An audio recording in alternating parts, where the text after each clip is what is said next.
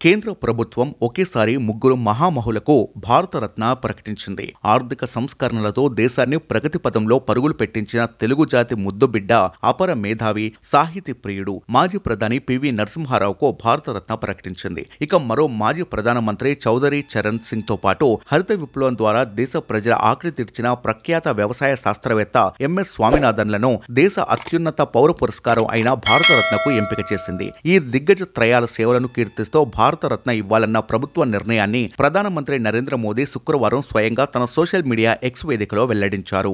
బీహార్ మాజీ ముఖ్యమంత్రి కర్చూర్ రాకూర్, మాజీ ఉప ప్రధాని ఎల్కే అద్వానీలకు కేంద్రం ఇటీవలే దేశ అత్యున్నత పౌర పురస్కారాన్ని ప్రకటించిన సంగతి తెలిసిందే. దీంతో ఈ సంవత్సరం మొత్తంగా 5గురికే భారతరత్నను ప్రకటించినట్లయింది. గతంలో ఎన్నడూ ఒకే సంవత్సరం ఇంతమందికి ఈ అవార్డు దక్కలేదు. గత 10 ఏళ్లలో 12 మందికి భారతరత్న ప్రకటించింది మోదీ ప్రభుత్వం. ఇప్పటి వరకు భారతరత్న పురస్కారానికి ఎంపికైన వారి సంఖ్య 53కు చేరింది. వీరిలో 8 మంది ప్రధానమంత్రులుగా పనిచేసిన వారు ఉండటం విశేషం.